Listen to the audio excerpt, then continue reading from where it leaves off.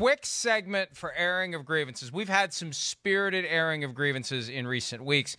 I've basically been on a full week grievance about the NFL's lack of transparency when it comes to officiating controversy. So I don't have much to say, Chris. I'll let you have the floor. All right. Well, the one I think that bothered me a little towards the end of the week last week, and I mean, we're talking about it, was like the whole Tom Brady, they felt like he was being treated like a 20-year-old, at when his time in New England, and that Belichick. Alex Guerrero. Thank you for explaining that to me. Right, quotes. Like, that bothered me. That bothered me. First off, again, Bill Belichick's the general. He's not sitting there going to play favorites with people or, like necessarily go out of his way to treat you totally different. Now, he treated Tom Brady differently than a lot of the other guys, so that's just incorrect. That bothered me. And then I think what bothers me is you can't say somebody treats somebody like a 20-year-old while you're treating him like a 15-year-old and talking for him. That, to me, was not cool. So that kind of bothered me. I thought it was a little hypocritical from that standpoint, and I think that was probably my one grievance that at least jumped out to me. Yeah, and mine fundamentally is when it comes to the lack of transparency with the officiating controversies, the absence of the bells and whistles that would enhance the accuracy of calls, whether it's computer chips in the footballs, more camera angles, having a sky judge at every game, having somebody who's running the officiating department who would require a higher salary because they bring a greater skill level. The NFL at times is just too cheap for its own good. I mean, it's making money hand over fist. Don't be cheap.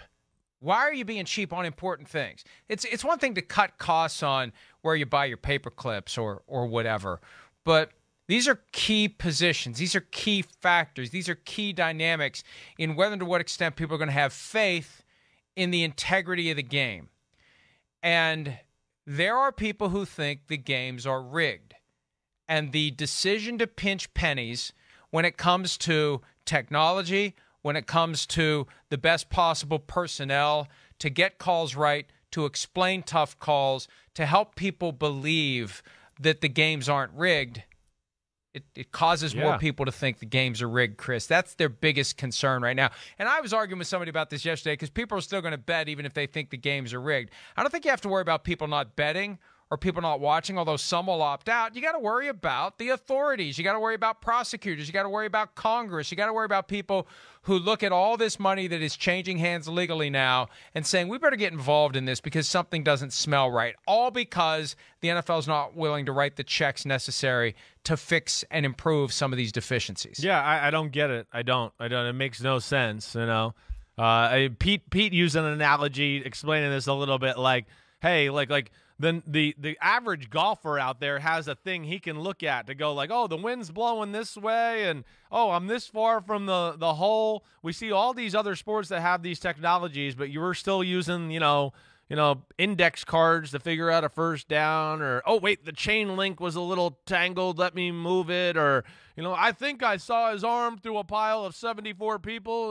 I think it was a first down.